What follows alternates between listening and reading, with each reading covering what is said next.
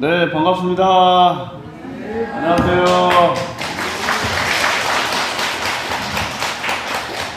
네, 우리 회장님께서 지난달에 왔는데 왜 또 왔냐고 안 하시고 잘 오셨다고 이렇게 말씀하시니까 힘이 납니다.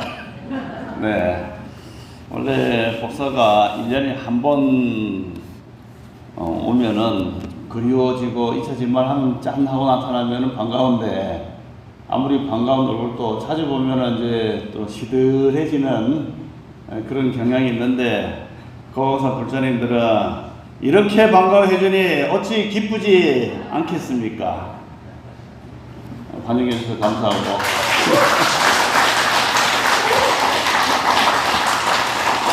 네, 원래는 좀 이따 와야 되는데 오늘 또 저번에 결제식 때 왔었지 않습니까? 하고 또 오늘 해제식이라서 다들 거리가 멀어서 또 배정이 잘 안 되더라고요.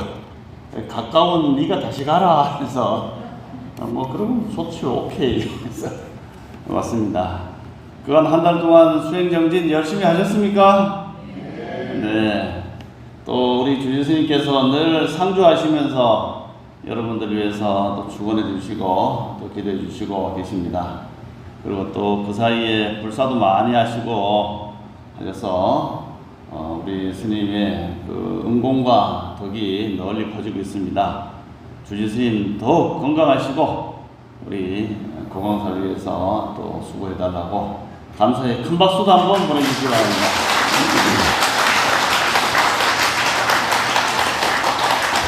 네, 지난달에 나를 찾고 나를 깨달아가는 공부 열심히 하셨죠?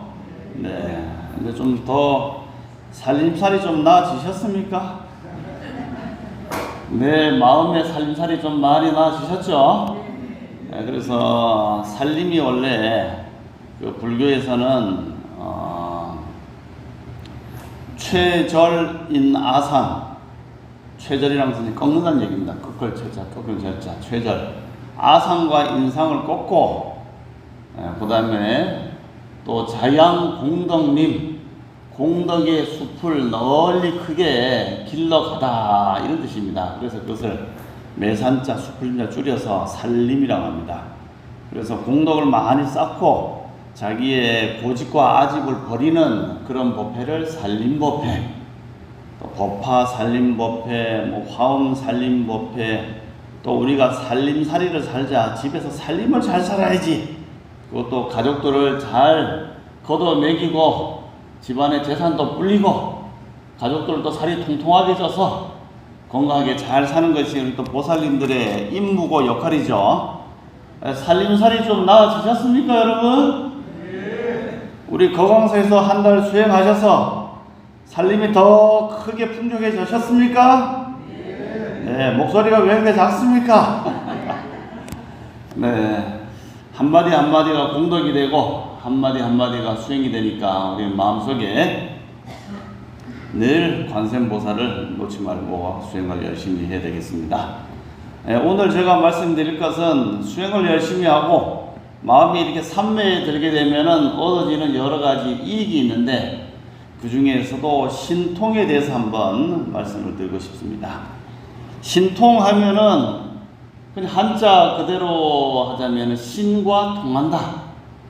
저 하늘에 계시는 천신들의 종류가 많잖아요. 밑에는 사천왕부터 도리천, 화락천, 야마천, 타화자재천, 또 뭐 등등 위에 올라가면 색계의 범천, 범보천, 범중천, 그 다음에 정거천도 있고 변정천, 그 위에 색구경천, 이렇게 많은 천신들과 통하니까 또 감흥이 일어나는 것을 보통 신통이라 하는데, 부처님께서는 이 신통을 함부로 쓰지는 말아라, 이런 말씀을 하셨습니다. 일단은 그럼 신통이 어떻게 생길 것인가? 여러분들 지금 제 말이 잘 들립니까? 네. 저를 한번 보세요. 딱 보시네요. 이게 바로 신통입니다, 여러분. 뭐 당연한 거 아니냐 할 수도 있지만은 보고자 하는 마음을 일으켰을 때 볼 수 있고, 듣고자 하는 마음을 일으킬 때 들을 수 있고, 또 가려고 할 때 갈 수 있는 그러한 본래의 저번에 말씀드린 것처럼 마음이 딱 동하면은 그대로 움직이는 이 묘한 변화가 바로 여러분 신통입니다. 그래서 성가에서는 신통을 보여주십시오 하면은 탁 손을 듭니다. 바로 이게 신통이 아니냐.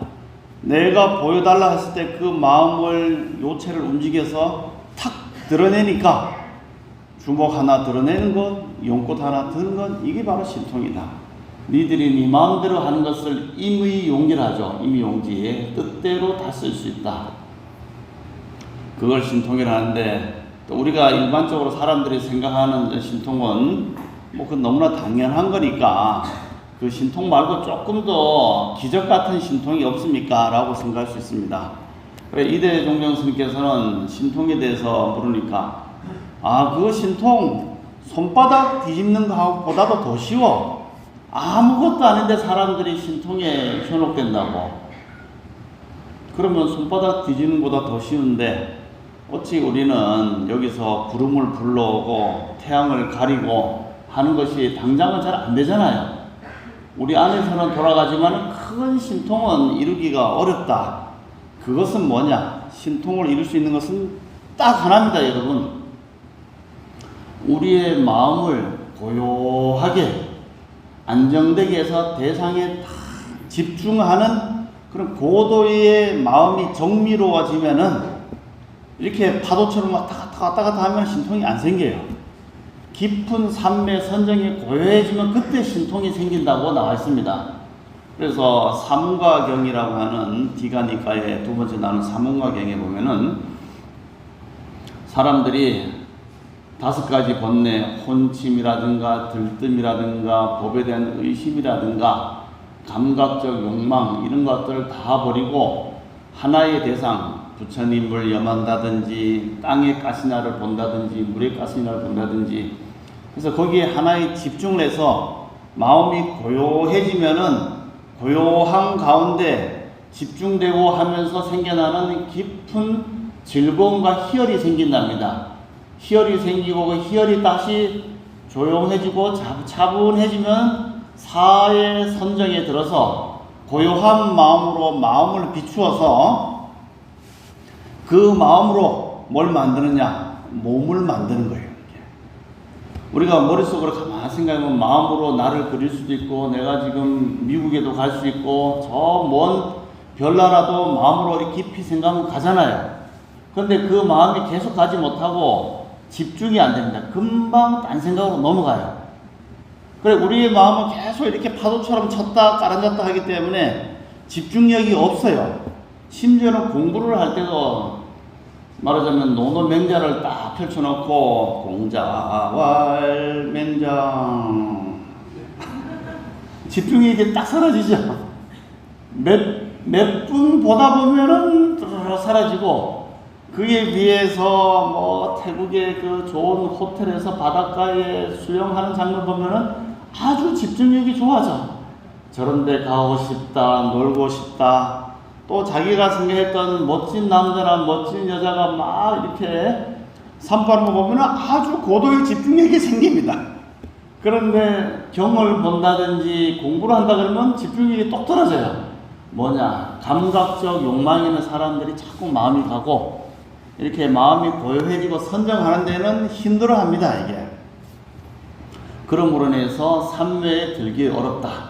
그래서 삼매에 들 때는 고요한 그런 마음을 평정하는 것이 필요합니다. 그게 꼭 신통력을 뭐 원치 않더라도 우리가 이렇게 번잡한 생각에 늘 끄달릴 때 고강사 법당에 와서 고요히 앉아서 부처님을 바라보고 내 코로 들어갔다 나갔다 하는 호흡을 잠시 관해도 마음이 훨씬 차분해지죠. 그리고 관세음보살을 아무 생각 안 하고 계속 염성하다 보면은 관세음보살과 내가 이제 하나가 됨으로 해서 고요해지는 이런 경지에 들어갔을 때 비로소 마음이 고요해지기 때문에 1초에 찰나로 따지지만 한 1조의 찰나가 생긴답니다. 뭐 경전에서 27찰나에서 17찰나에서 생멸하는 이 마음이 그때도 왔다 갔다 하지만은 부처님은 그렇게 마음을 하나 딱 삼에 들면은 마음이 아주 대상을 향해서 고요해지기 때문에 우리의 1초는 수없이 번잡한 생각이 있지만은 부처님은 1초가 고요하기 때문에 아주 긴 세월로 늘릴 수가 있다는 거야. 이 차이 아시겠죠? 그래서 기본은 뭐냐? 마음을 좀 차분하게 흔들리는 마음을 고요하게 해야 된다. 그 다음에 마음에서 마음을 만드는 겁니다. 이 마음을 가지고 또 다른 나를 마음으로 그리는 거였다. 박도선이 있으면 여기서 마음을 집중을 해서 딴 생각 안 하고 딱 해서 박도선을 딱 그리면은 대강 형상이 나올 거 아니에요? 거기다가 자기의 정신 집중의 힘으로 여러 가지 물질들을 땅하고 지수화풍을 거기다가 딱 투입을 하는 거예요. 그렇게 되면은 그려진 형상에 또 다른 나가 지수화풍이 뭉치면서 나와 똑같은 정비로운 형상이 만들어지면 나 외에 또 다른 분신이 생기죠. 바로 이 분신이 생기면서 그 분신들을 놔둘 수 있는 것이 부처님의 첫 번째, 두 번째 지혜예요. 두 번째 신통.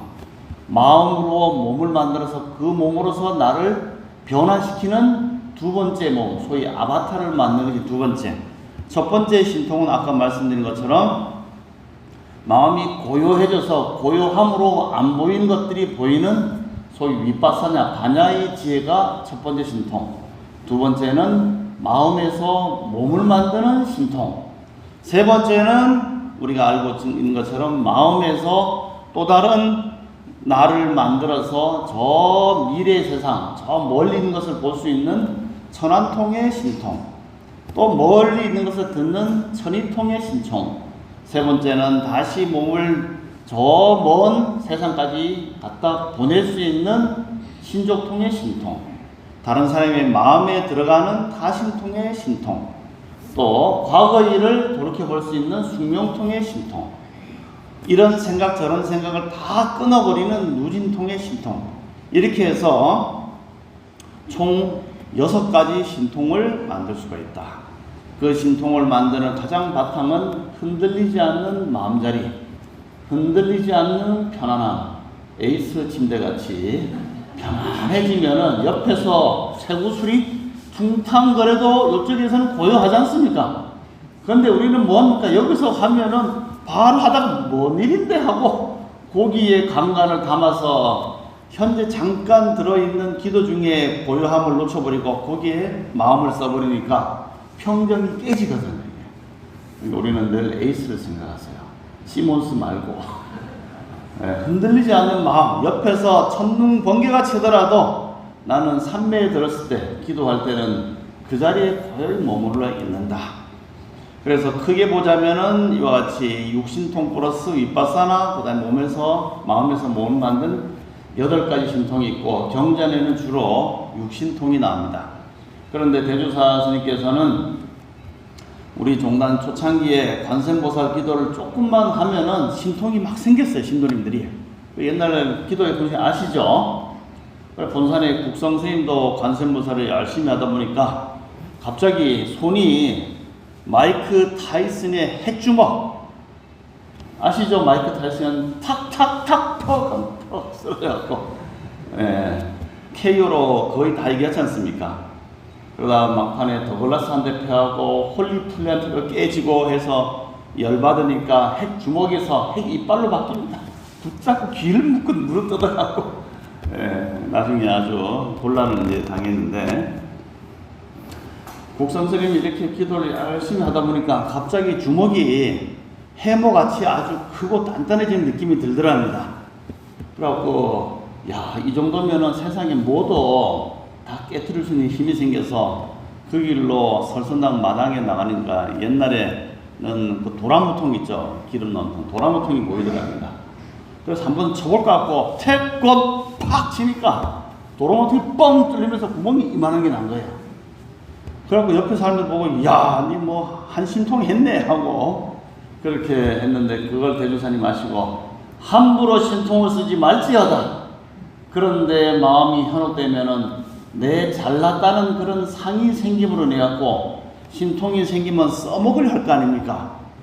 불교의 종지가 바로 마음을 깨닫고 마음을 아는 것인데 신통 쪽으로 가게 되면 거기에 사술에 빠지게 되니까 불교의 근본적인 마음 닦는 것하고는 점점 멀어지니까 함부로 쓰지 말지어다. 그렇게 해서 그 다음엔 쓰지 않았다고 합니다. 또 어떤 스님이 열심히 기도를 하다 보니까 우리가 기도 중에 설인 막 나오잖아요. 그럴 때 보니까 너가에게 지금 신통을 알려주겠다 해서 옆에 신장님이 막 알려주답니다. 그래서 숙지하는 법 알려줄 테니까 따라서 이렇게 하고 소축하고 대축하고 막 기도를 했는데 이제 다 됐으니까 나가서 한번 땡겨보거라. 그래서 이 스님이 딱 땡기면서 여기서 폴짝 뛰면은 한 심리는 멀리 날아갈 것 같은 그런 생각이 들더랍니다. 그래서 계단 앞에 딱 서서 이력! 하고 빡! 날아라 슈퍼보드 마징가 젯! 하고 날았습니다. 그리고 붕 날았는데 어디까지 날아갔냐면은 섬돌 밑에서 섬돌 두 번째 바닥까지 날아갔습니다. 그러니까 결국은 못 날아갔다는 얘기입니다. 우리 같은 요 계단에서 폴짝 뛰어갖고 그래갖고 이게 뭐야? 그러니까 신통에 마음을 두고 기도를 하면은 그게 바로 삿된 곳으로 빠진다는 거예요. 마음이 고요해짐으로 인해서 생겨나는 평정심으로 마음에서 몸을 만들어서 날아가는데 수행을 하면서 내가 신통을 얻어야지라는 마음을 일으켜버리니까 고요해진 것이 깨져버렸잖아요. 고요해짐으로써 생겨나는 결과가 신통인데 고요하지 않으면서 신통을 바란다는 것은 바로 요술에 해당되는 겁니다. 삿된 그 기운을 받으려고 합니다. 그래서 소위 뭐 도통도 있습니다. 도를 깨달았다 해서 도통. 도는 이제 중국에서 노자가 도가 도면 비상도다. 근본적인 이치라고 얘기하면 그때부터는 도가 안 된다. 말할 수 없는 것이 도다. 부처님의 깨달음도 중국에는 그런 말이 없으니까 도리란 말이 없으니까 도란 말로 이제 표현했습니다. 그게 이제 도통한다는 거고 아까 같이 수행을 열심히 해서 내 스스로 마음으로 몸을 만들어서 가는 신통이 있고 또 두 번째는 옆에 있는 신장님들이 와서 도와줘서 자기의 공부를 가르쳐줌으로 인해서 급이 자꾸 올라갑니다. 올라가는 급대로 1번 신장이 와서 가르쳐주고 마음이 그렇게 되고 공덕이 생기면은 물러가고 2번 신장이 오고 요렇게 계속 신장님들이 옆에 와서 도와줘서 높은 경지까지 올라가고 나면은 그 이상의 경지는 부처님과 깨달음의 경지이기 때문에 신장도 하나의 공덕을 쌓아서 그 몸을 만들었기 때문에 그 이상 올라갈 수가 없다. 그래서 마지막 신장 물러서고 그 다음엔 수행자가 마음을 통 비우되 그대로 본래 우리의 마음자리를 깨치면은 바로 붓다를 이룰 수 있기 때문에 그 전까지는 여러 신장님들이 이제 도와주게 있는 것이다 라고 어른께서 그렇게 말씀하셨죠. 그리고 더불어서 우리의 이 신통 요용한 마음자리를 그렇게 고요하면 신통이 생기는데 또 세상에서는 의통이다 해서 의통은 뭐냐? 주문이나 다란이나 이런 것을 애우면서 생겨나는 또 신통이 생길 수 있겠죠. 그리고 우리 불교도 그런 게 많습니다. 반야신경에 보면은 아제아제 바라아제 바라승아제 모지사바 반야신경을 이렇게 열심히 애웠습니다. 누가? 서역에 경전을 가지러 갔던 현장 스님이 그 서역에 있는 모래바람이 불고 뜨거운 바람이 불고 악기들이 나타날 때 옆에 같이 갔던 일행들이 막 죽어나가려고 하는 위험한 상황에 처했을 때 서유기에 나온 것처럼 반야신경에 마하반야 바람일라 신경을 쭉 애우니까 그 가진 어떤 다란과 경전의 위력으로 나쁜 것을 물리치고 또 길이 나타나게 하는 신통을 구현했기 때문에 현장 법사는 반야신경이 어떤 신통력보다도 좋은 그런 경전이다 해서 반야신경 의지에서 서역에 가서 이제 구법을 이루었다고 합니다. 그 다음에 아까 말씀드린 것처럼 세상에 무당이라든가 이 신을 믿는 사람들이 가지고 있는 악신들이 펼치는 건 주문이 있어요. 그런 걸 외우게 되면은 거기에 해당되는 잡신들이 와서 괴롭히기도 하기 때문에 좋지 않다. 그래서 이제 불교에서는 보면은 무당이나 신 모시는 사람들은 소위 이제 남편이 자기 본부인 놔두고 바람이 나서 남 여자한테 이제 눈이 왔다 갔다 하는 거예요. 그러면은 그 와이프는 어떻게 해야 됩니까? 좋은 말로 해도 눈이 멀어서 마누라는 돌아보지도 않고 계속 딴 여자랑 놀아나면은 이제 무당을 찾아갑니다. 그러면 어떻게 합니까? 거기다가 뭐 인형 같은 데다 꽉 찔러갖고 감흥 주술을 해서 쫓아내기도 합니다. 그 다음에 아주 미운 사람이 있으면은 부적을 써서 막 해코지를 하기도 하죠. 그렇지만 그런 것은 참 안 좋다. 그렇게 나쁜 기운을 쓰면은 그것이 그 사람한테도 가지만은 똑같이 반사가 돼서 자기한테 돌아옵니다. 그래서 이 감흥 주술을 쓸 때는 자기도 그 똑같은 해를 입을 각오를 하고 써야 됩니다, 이게. 그래서 절에는 그런 걸 하지 말라고 합니다. 그렇지만은 사람들은 어떤 분노와 괴로움에 차니까 그런 부적이라든가 감흥 주술을 써서 소원을 이루려고 하는 그런 일들도 있습니다. 그래서 절에서는 이 부적을 쓰지 말라는 것이 일종의 말하면 요통이에요. 요사스러운 그런 기운을 땡겨와서 쓰는 거기 때문에 부적을 쓰게 되면 부적에 해당되는 잡귀신이 거기에 응하게 되어 있습니다. 그럼 그걸 가지고 내 몸에 지니게 되면은 우리는 늘 절에 오면은 여러분들이 지금 절에 오셨으면은 부처님과 대주사님 그리고 호복 신중님이 참으로 잘 왔느니라 기특하구나 한 달에 복을 주리라 하고 그 운을 주시는데 몸에다가 그런 잡신이 바글바글하는 부적을 가지고 있으면은 일단 자기 몸에 가지고 있음으로 인해서 선신이 와서 도와주려고 해도 선신하고 충돌이 생겨요. 아이고 그거 잡신을 쫓아내지 못해서 그런 게 아니고 더러운 것이 몸에 붙어 있으니까 신자님 갈라 그러다 어휴 냄새난다 하고 안 가는 거예요. 그러면 어려운 일이 있거나 소원을 이루고자 할 때 그런 부적에 있는 잡신들이 그 사람을 도와줄 수 있느냐? 그게 안 됩니다. 그런 잡신들은 어쩌다 돌아다니는 유주무주 고혼 영가의 신들이기 때문에 자기 하나도 제도 못해서 그런 데 붙어 있는데 어찌 그 사람의 소원을 이루어 줄 수 있겠습니까? 그래서 똥이 무서워서 피하죠. 아, 더러워서 피해요? 아, 그렇구나. 공자님도 제자 자로하고 이렇게 길을 이렇게 쭉 가는데 어떤 아이가 그 길 중간에서 똥을 싸고 있는 겁니다. 그러니까 어허 자로가 저놈이 어디 예의도 없이 말이지 저기 중간에서 똥을 싸고 있느냐 하니까 공자님이 아무 말 말아라 하고 똥산을 피해서 이렇게 돌아갑니다. 그 다음에 또 한참 가다 보니까 거기는 애들이 다 똥만 싸는가 봐. 또 똥 싸는 아이를 만나는데 길가에서 길 가장자리에서 똥을 싸고 있어요. 그러니까 그 아이를 보고는 얘야 여기서 똥을 싸면 안 된다. 사람이 다니다가 빨으면은 기분 되게 나쁘거든. 그러니까 똥 싸지 말고 저 풀숲에 들어가서 싸거라. 그러니까 얘가 아이고 죄송합니다 하고 들어갑니다. 또 가다 보니까 풀숲에서 똥을 싸고 있는 아이가 있어요. 그래서 참 잘하는구나 하고 칭찬을 합니다. 그래서 자루가 따라가다 보니 선생님 왜 첫 번째 아이는 제일 중간에 싸는데 그런 아이에게 중간에서 똥을 싸면 안 된다고 하시지 않고 왜 가장자리에게 똥 싼다고 나무라십니까?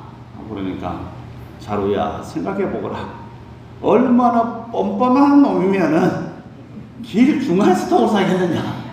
저런 놈은 가르쳐봐야 싹수가 노라니까 오히려 반발심만 생기니 말할 가치가 없다. 그런데 길 가장자리에 흰색 실선 가운데서 똥을 싸면은 걔는 그래도 조금이라도 양심이 있기 때문에 그런 데서는 싸도 고쳐도 말하면 고칠 수 있으니까 그렇다.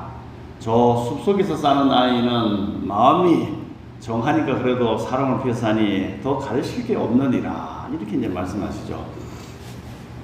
그처럼 몸에다가 그런 것을 지니고 있으면은 나쁜 기운이 들어오니까 우리 불자들은 그런 걸 지니지 말고, 그렇지만은 또 세상 살다 보면은 온갖 나쁜 기운이 또 있을 수도 있잖아요. 불자 말고 삿된 생각과 가진 무리들이 또 불자 주변에 해를 침할 수 있기 때문에 거기에 대응하는 아주 강력한 부적 아닌 부적, 그런 것이 바로 우리의 금강신장님이 중간에 그려져 있고 삼재이치를 표현해둔 종기마크가 있죠.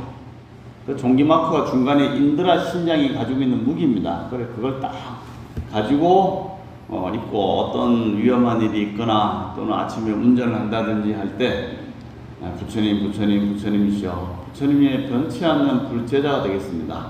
오늘 하루 아무 일 없이 제가 발언하는 소원이 다 이루어지도록 도와주시고, 금강신장님의 호복, 그런 용맹함으로 애군이 없도록 하여 주십시오 하고 딱 축원을 하면은, 그렇게 관세음보살을 몇 마디 하고 축원을 하면은 어떻게 되느냐, 거기에 신장님들이 와서 착 보호해주고 감응해줌으로 인해서 애군이 소멸되게 됩니다. 그리고 대조사님께서는 늘 중간중간에 계속 축원을 하라고 하셨습니다. 축원을 하고 할 때 양쪽 손을 잡고 딱 잡고 하고 3번을 딱 당겨서 하면은 부처님 운이 나한테 탁 와서 그 축원하는 순간에 이 사람이 어떠한 소원이 있구나 라고 아시고 내가 또 발언을 해야 되겠죠. 그러면 그때 한 신장들이 와서 딱 도와준답니다. 그렇게 한번 축원하고 당기면은 몇 시간이 흐르겠느냐? 3시간이 흐르겠대. 3시간. 그래서 자꾸 당기고 기도를 마음속으로 잠깐이라도 하면은 향 냄새가 우리한테 이렇게 싹, 지금 제가 향을 피웠는데 피우면 영원히 가는 건 아니잖아요. 잠시라도 피워놓으면 그 순간 몇 시간 동안 은은한 향기가 이 법당에 돌듯이 관세음보살을 축원하고 대조사님을 축원하면은 3시간 동안 효과가 안 돼. 그러면은 그때는 나쁜 견이 탁 또 사라지고, 혹시 뭐 장례식장에 간다든지 좋지 않은 곳에 간다든지 할 때는 그러한 축원이 꼭 필요하다. 아시겠습니까? 네, 열심히 축원하이소.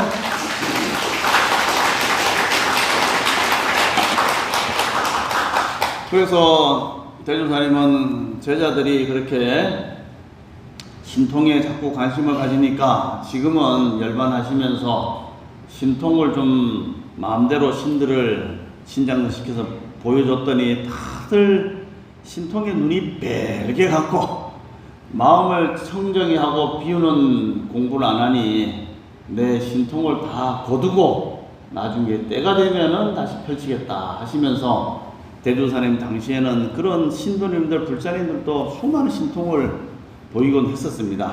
근데 지금은 왜 안 되느냐? 안 되는 게 아니고 마음 공부를 좀 열심히 하거라 하고 하셨습니다.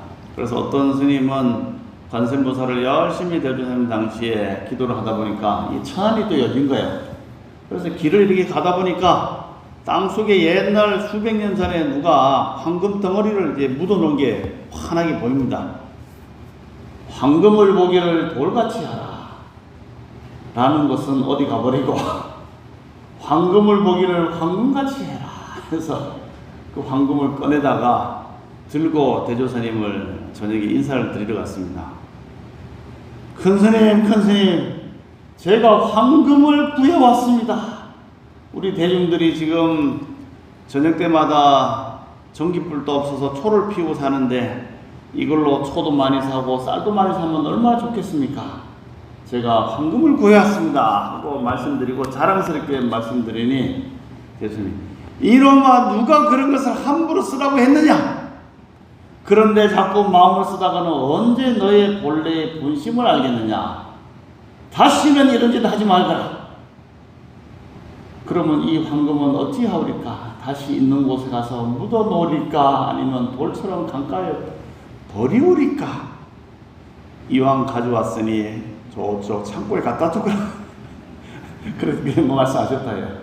그걸로 이제 어차피 가져왔으니까 잘 팔아서 사중에 뭐 썼다는 뭐 얘기가 있습니다. 그래서 부처님이나 대조사님이나 다들 이 신통은 고요한 마음의 경지로서 생겨나는 것이고, 그 마음의 경지가 흐트러지면은 신통도 같이 사라진다. 그래서 부처님을 헤아려 했던 대바다터도 오신통이 있었는데 부처님을 헤아려 하는 순간에 신통력이 싹 없어지고 바로 지옥으로 떨어졌답니다. 그리고 부처님 당시에는 그 신통 제일이 누굽니까? 10대 제자 가운데 목련 존자가 있었죠. 그 다음에 16명의 아라한이 있었습니다. 그게 누구냐면은 빈두로 존자를 위시로 해서 18 또는 16 나한이 있었는데, 그 법구경의 56, 57번째 그 주석서에 보면은 이런 얘기가 납니다. 어느 날 마가다국에 바라자와디라고 하는 한 부호의 부호가 장자가 오늘은 저 강가에 가서, 인도에서는 이제 목욕을 많이 하잖아요. 과거에 있는 숙세의 때를 목욕을 해서 씻어낸다 해서 지금도 겐지지 강가 가보면은 남자가 여자가 가서 계속 붕덩 땅구고 물 씻고 이렇게 하지 않습니까? 그렇게 함으로 인해서 목욕을 하면서 과거에 업장이 있었습니다. 신의 축복을 받는다 해서 자꾸만 물에 들어갑니다. 이 사람도 역시 물에 들어가서 목욕을 하다 보니까 남자들은 홀딱 벗고 하고 여자들은 목욕 오일을 이렇게 살짝 감아서 약간 야시시하게 해서 목욕을 이렇게 합니다. 그래서 남자니까 홀딱 벗고 들어가는데 그냥 놔두면 옷이 떠내려가니까 옆에다가 어차피 뭐 물은 다 젖는 거고 통에다가 이렇게 그 자기 입던 옷을 놓고 나중에 빨아서 입으려고 통을 어떻게 걸쳐 놓고 목욕을 한참 하다 보니까 저 강 위쪽에서 뭐 나무가 하나 이렇게 둥둥둥 떠내려오더니 내가 옷을 담아놓은 통이 쏙 들어가 버린 거예요. 그러고 목욕을 끝내고 옷을 입으려고 가보니까 큰 통 속에 아주 멋진 나무가 하나 있는 겁니다. 그래서 이게 뭔가 하고 들여다보니까 그게 바로 인도에서 그 귀하고 귀하다는 전단향나무에 한 토막이 그게 탁 들어가 있는 거예요.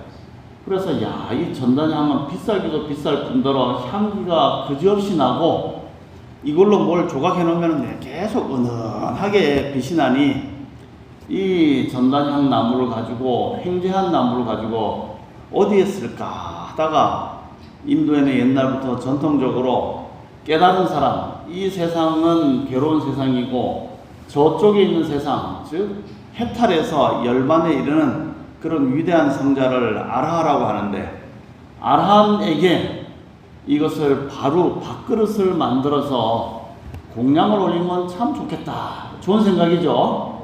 뭐 불자든 아니든 이 사람은. 그래서 그걸 이제 아주 훌륭한 목수에게 의뢰를 해서 바루를 만들었어요. 근데 수행자들은 많은데 어떤 사람이 정말 훌륭한 수행자인지 아라한지 알 수가 없잖아요. 그렇게 해서 한 가지 생각을 냈습니다. 짱대를 한 20m 되는 높은 짱대 끄트머리에다가 이 바루를 걸어서 세웠습니다. 요즘 같으면 짱대가 많이 보이는 것이 어디에 보이냐면 타이어 뱅크에 가보면은 그 옆에 태극기가 있습니다. 높이 꼭대기에 태극기가 펄럭거리면서 저는 홍길동 암흑의 이름을 걸고 우리 아버지의 이름을 걸고 가짜 타이어는 팔지 않겠습니다, 여러분. 하고 타이어는 그 적혀 있죠. 네, 그런데 저는 타이어 뱅크에 잘 안 갑니다. 네, 그래서 하여튼간 그 높은 곳에 걸어놓고 사람들에게 외칩니다. 세상에 훌륭한 수행자가 있다면은 그 수행자는 아라한이고 아라한은 신통력을 갖추었다 하니 신통력으로 저 바루를 올라가서 꺼내서 가지시오. 이 짱대를 흔들거나 부러뜨려서는 안 됩니다.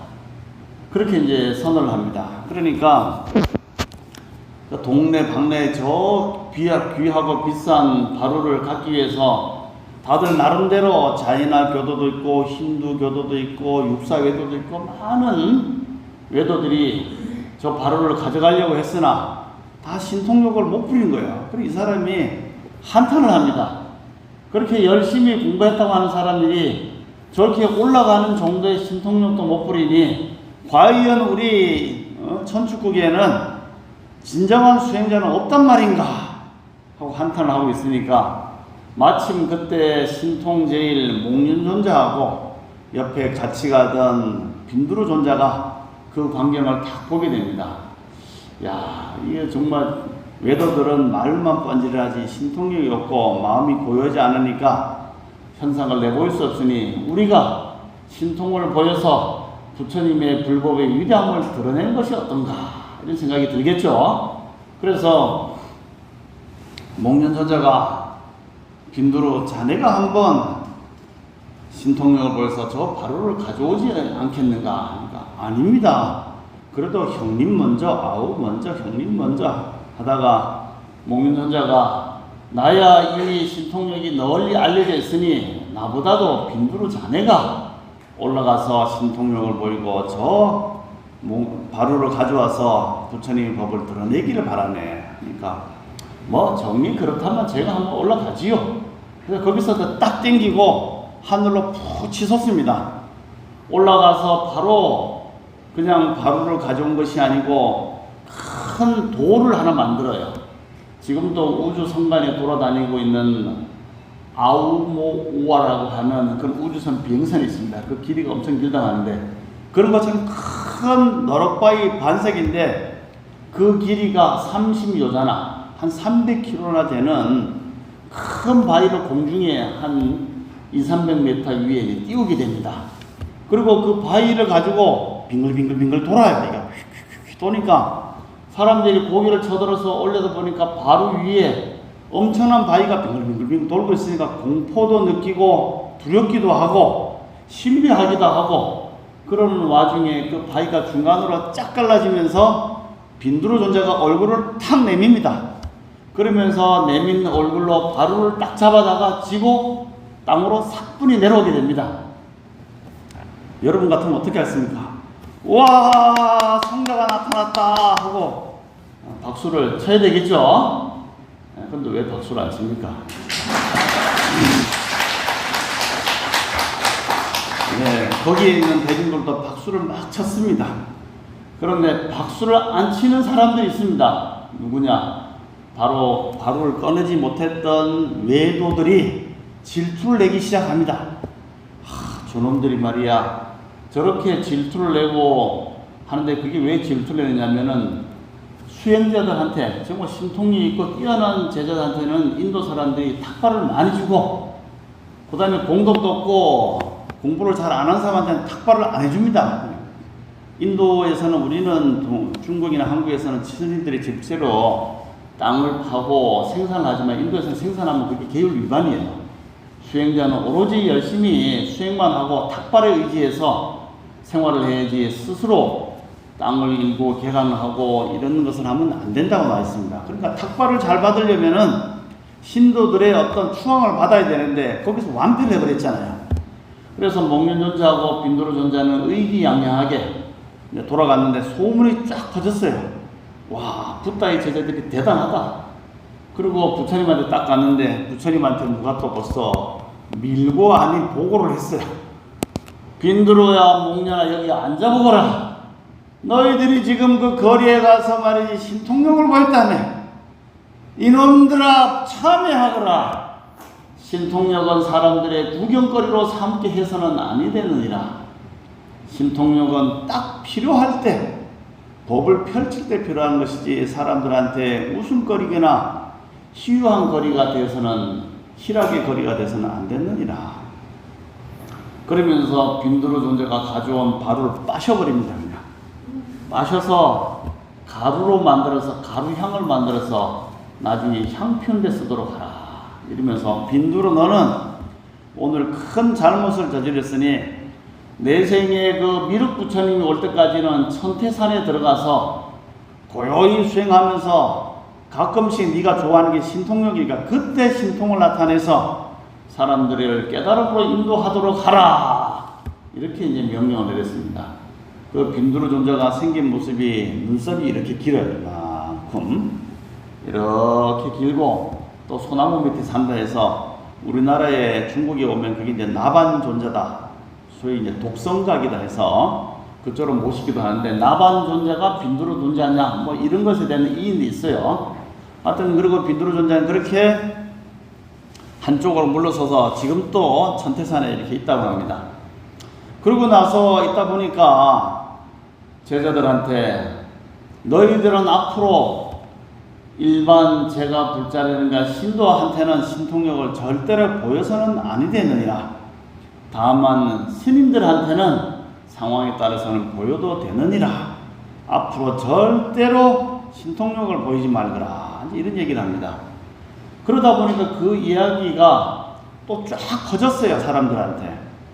그 나라의 왕이었던 마가독의 국왕이 그 얘기를 듣더니 부처님 정말 신통을 한번 보여줄 그런 인연이 없습니까? 부처님께서 직접 보여줄 인연은 없습니까? 그러니까 그 말을 듣고 부처님께서 신통력을 보여줄 때가 있지요. 그럽니다. 이때 이제 외도들이 또 듣고 뭐라고 하냐면은 봐라, 서가모니도 그러지 않느냐. 우리 외도들은 신도들한테 함부로 신통을 안 보이려고 바루를 안 꺼내왔다. 또 이렇게 얘기하는 거예요. 그러니까 부처님도 봐라, 저 신통을 안 보이고 있다. 어떻게 보면은 저 서가모니의 신통이 없어서 안 보이는 거고 우리는 함부로 신도들한테 신통을 안 보인 거다. 이렇게 얘기하니까 마가다 국왕이 와서 묻기를 부처님은 신통을 보일 일이 없습니까? 그러니까 정이 그렇다면 내가 4개월 후에 신통을 보이겠습니다.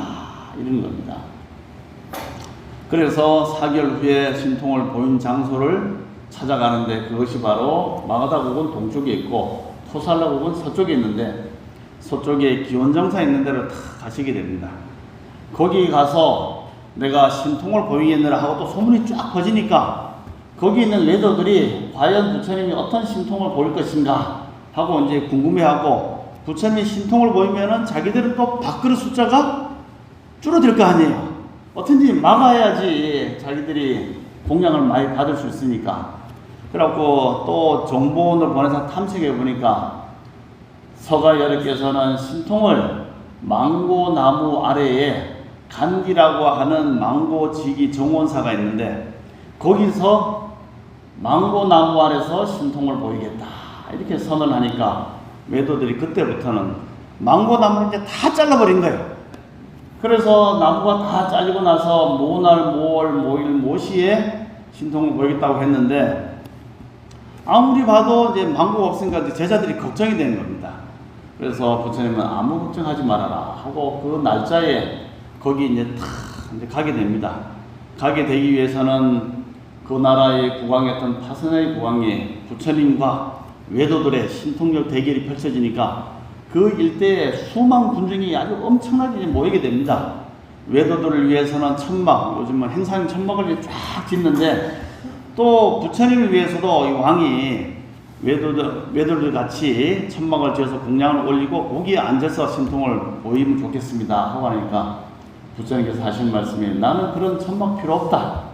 누가 천막을 제공해 주느냐? 저 하늘에 있는 도리천과 범천왕이 하늘에 있는 우산을 가지고 와서 천막을 칠 것이다. 이렇게 얘기하는 거예요. 그게 바로 천개, 하늘의 덮개를 가지고 옵니다. 그래서 영선제 지낼 때 보면은 일산 같은 거 들죠? 그 일산이 바로 하늘신이 부처님한테 가려주는 그 천막이거든요, 이게. 그래서 그걸 가져와서 하늘신이 쫙 치니까 일대가 엄청 넓은 천막이 만들어져요. 그래서 이제 드디어 준비한 날짜가 돼서 이제 탁 가니까 외도들이 그걸 알고 망고나무를 싹 베버렸어요. 그런 와중에 이 간디라고 하는 망고시기가 이제 자기가 정원사니까 점심에 먹으려고 순카도었던 망고 이마트에 가서 망고를 하나 딱 준비해서 그 망고를 가지고 점심 때 먹으려고 했는데 마침 그 앞에 부처님이 지나가시는 거예요. 그래서 이제 갈등을 한 겁니다. 요거를 부처님 드릴까 내가 먹을까 드릴까 말까 하다가 아유 그래 내가 뭐 점심 좀 굶어도 되지 부처님한테 드리면 훨씬 투자 대비 수익이 많을 거야. 요즘 말로 공덕이 많을 거야. 이렇게 생각을 합니다. 그래서 부처님한테 탁 드리니까 간디야 참으로 훌륭하구나. 열의 마음을 아는구나. 너는 앞으로 큰 이익이 있으리라. 축원하시고 그 망고를 받아서 딱 안한존재한테 요거를 갈아서 주스로 만들거라.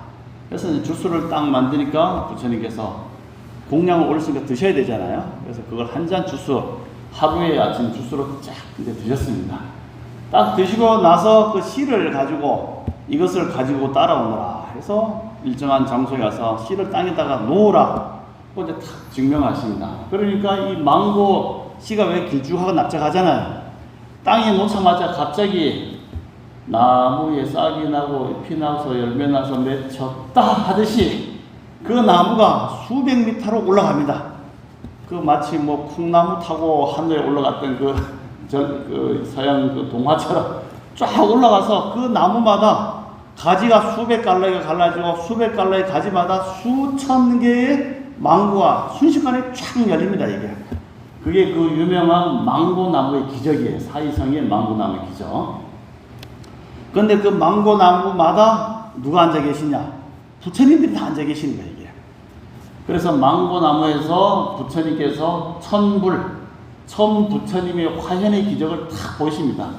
그러니까 외도들 봤을 때는 우와 이게 뭐냐? 이렇게 우리가 망고나무를 다 베베렸는데 순식간에 망고나무가 수백 메터의 큰 나무가 만들어지고 부처님이 앉아서 광명을 바라고 있으니까 벌써 거기에 기가 질리고 신도들은 뭐를 했다고요? 와 하고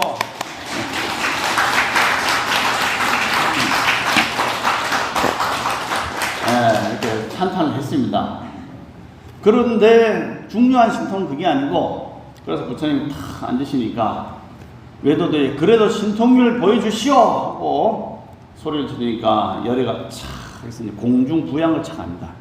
쫙 올라가서 한 20m 공중에 탁 올라가서 그때부터 아까 신통 보이는 원리가 뭐라 했습니까? 마음이 고요해져서 아주 정리로워서 우리는 지금 잠깐 1초라도 그냥 휙 지나가 버리잖아요. 마음이 고요하지 못하니까 1초, 10초도 그냥 푹 지나가 버리는데 마음이 고요하니까 그 찰나도 1시간, 2시간, 아니 100시간처럼 길게 만들어 버리는 겁니다. 부처님. 그래서 공중부양을 해서 거기서 탁 앉아서 산매에 딱 들면서 뭘 하면 이제 불의 가시나 불에 대한 대상 집중을 하는 겁니다. 그래서 탁 앉아서 깊이 순식간에 산매에 딱 들어서 불이 만들어지거라 하고 마음에 만드니까 그 불이 탁 만들어져요. 그리고 다시 짧은 순간에 본래 자리로 딱 돌아와서 다시 산매에 들어서 물의 가시나를 만드는 거예요. 그래서 만들어진 몸으로 한쪽에서는 물, 한쪽에서는 불, 또 한쪽에서는 이마에서 불, 다리에서 불, 콧구멍, 왼쪽 콧구멍에서 불, 오른쪽 콧구멍에서 불, 왼쪽 눈에서 불, 오른쪽 눈에서 불. 그렇게 마음의 그 시간을 길게 산매에 들어서 요때 들어가서 눈에서 불 만들고 빠져나와서 오른쪽 눈에 물 만들고 다시 왼쪽 들어가서 이마에 붉은 불 만들고 왼쪽에 물 만들고 또 왼쪽 콧구멍에 불 만들고 물 만들고 왼쪽 귓구멍에 물 만들고 불 만들고 왼쪽 손가락에 불 만들고 물 만들고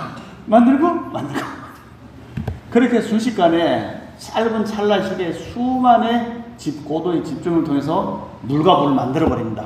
그런데 밑에 있는 중생들이 봤을 때 어떻습니까? 지나가 버리잖아요. 그러나 부처님이 탁 자리에 앉으니까 그 순간에 이 스크린에는 뭘로 보이느냐? 부처님께서 상반신에서는 불이 나오고 불꽃으로 뒤싸여서 불이 촥 퍼지고 다리 쪽에서는 물이 나와서 물과 불이 막 뒤섞이고 다시 또 하반신에 불이 만들어지고 위에는 물이 만들어지고 그렇게 해서 몸을 두 개를 이렇게 만드는 거예요. 부처님 몸 하나, 만들어진 몸 하나. 그래서 이쪽에서 불 만들고 다시 이쪽에서는 물 만들고 물과 불이 교차하면서 만들어지는 그 유명한 그 기적이 쌍심견의 기적이다. 몸을 두 개로 만들었다. 쌍신변으로 한 몸에서는 물, 한 몸에서 불.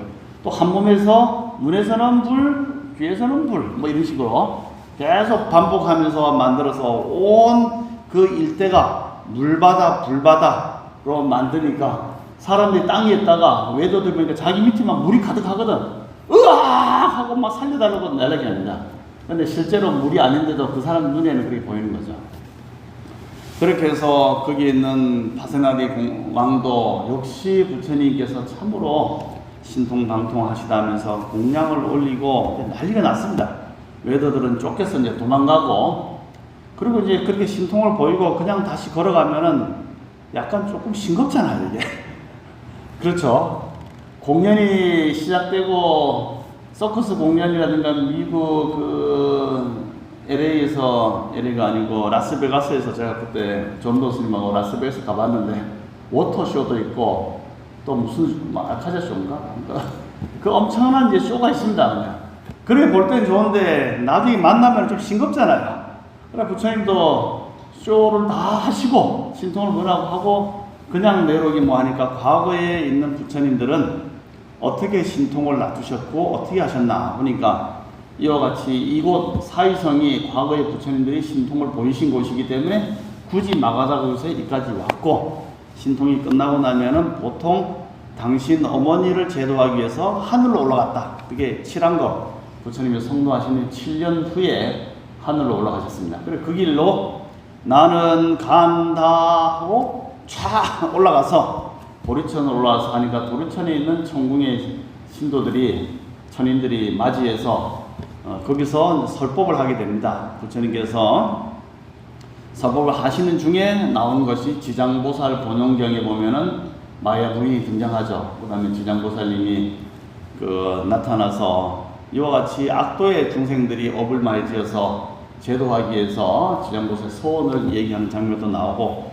또 천상에서 설하신 내용이 뭐냐면은 천인들을 위해서 소위 아비담마라고 하는 법에 대한 자세한 분석 해석들은 인간 세상 사람들 잘 모르기 때문에 천인들한테 설했습니다. 그것을 세친보살이 아비달마 구사론, 줄여서 구사론이라는데, 구사론을 천상한테 쫙 절하니까 거기에 보면 오이 75법에 대해서 마음과 색법과 심법과 심소유법, 무의법, 심부사의 행법 해서 가지가지 세계 존재에 대한 설명들이 이제 쫙 나옵니다. 그걸 이제 천인들한테 설하시고 나니까 밑에 있는 천상의 사리불이 너무나 이제 궁금하잖아요. 그래서 부처님 우리에게도 법을 설해 주셔서 하니까 부처님께서 화신으로 천인들한테 설하시라고 내버려 두시고 다시 사리불한테만 내려와서 이것이 바로 법이 여러 가지 존재 만법의 이침이라 하는 것을 알려주시는 가르침을 설하니까 사리불이 그걸 들고 옆에 있는 대중들한테 설하는 내용들이 지금 초기 불교에 나오는 두 사람의 내용입니다. 그렇게 3개월을 설하시고 딱 내려오신 것이 뭐냐면 쌍카시아라고 하는, 인도 순례 가보면 아마 가보셨을 거예요. 쌍카시아의 언덕에 내려오시는데 왼쪽에는 범천, 오른쪽에는 제석천이 함께 내려오는 계단이 3개가 있는데 중앙 계단으로는 부처님이 걸어 내려오시고 그 다음에 왼쪽 오른쪽에서 삼계보도라고 하는 그런 길을 따라서 내려오셨다. 그렇게 해서 망고나무의 기적, 쌍신변의 기적, 천불화연의 기적이 마무리되면서 서쪽 지방의 외도들이 득실득실했는데 그 한 번의 신통으로 인해서 불교가 서쪽에 확 퍼지게 되는 그런 계기가 되었다. 그래서 부처님께서는 평소에 신통을 안 낮추지만은 제자들한테 함부로 신통을 보이지 말라고 하시면서 왜 부처님은 또 신통을 보입니까? 라고 누가 또 물었어요. 외도들이. 왕도 묻고. 그러니까 왕이시여, 이 왕의 국토에 망고나무가 많이 있다면은 이건 왕의 것이니까 아무도 따먹지 말라고 명령하면 사람들이 따먹겠습니까? 안 따먹겠습니까? 따먹다 보면 날아가잖아요. 그런데 왕이 가서 따먹으면은 그것은 죄가 됩니까? 죄가 안 됩니까? 우리 집에 과수원 나무가 하나 있어요. 사과. 절대로 따먹지 마 하고 지나간 사람들한테 하고 따먹으면은 100배로 물릴 거 하면 안 따먹잖아요. 지금 저도 따먹고 싶어요. 길거리에 손에 잡히는데 이거 따먹었다가 없는 돈에 그냥 100개 무너지면 손해잖아요. 아유, 이 계율이라는 법칙이 무서워. 신호등 잘 안 지키면 벌금 10만 원이 날아옵니다. 그거 못 써서 안 넘어가잖아요. 그런 것처럼 왕이 정해놓은 것은 안 따먹지만은 왕 자신은 따먹습니까? 안 따먹습니까? 따먹잖아요. 부처님은 수억만의 공덕과 법력이 있기 때문에 부처님은 신통을 발현해도 아무런 문제가 없고 오히려 법을 위해서 신통을 발휘한다. 그러면서 이 쌍신변의 기적을 보셨습니다. 우리가 부처님처럼 그렇게 신통은 없지만은 가볍게 생각하면은 마음대로 말하고 생각하고 듣고 보고 이 하는 것이 신통입니다. 신통이 없다면 듣지도 보고 보지도 못하고 생각도 못하고 법도 듣지 못하고 삼대에 궁구하지도 못하니 그것이야말로 숙맥입니다. 그래서 이대중경스님께서는 숙맥이 뭐냐? 잠잘 숙자 보리맥자. 보리, 깨달음이 잠자고 있으니까 영원한 중생이다. 이 숙맥 같은 놈만 하면은 그건 욕 중에 최고 욕이라고 하셨거든요. 그렇지만 우리는 영명성각한 또렷한 마음의 지혜가 바탕에 있으니까 그것을 잘 개발해서 사용하고 지금 이 당체에서 여러분이 듣는 그런 것이 묘용신통이다 하고 이치로 보면 그렇고, 그렇지만은 묘용신통이 있다 하더라도 마음이 산란하고 늘 이리저리 원숭이처럼 이쪽으로 저쪽으로 치달아 가다 보면은 근본의 평정심을 잃어버려서 이리저리 반연된 마음으로 인해서 육도를 보니 마음을 좀 고요하게 차분하게 대상에 집중해서 한다면은 그로 인해서 부수적으로 따라오는 것도 신통이니 이대 선생님 말씀처럼 고요하면은 아무것도 아니고 산란하면은 크게 보이는 것이 보이니까 우리가 마음을 좀 더 차분하게 먹고 열심히 정진하시기 바랍니다. 그리고 한 달 수고하느라고 다들 수고하셨습니다. 감사합니다.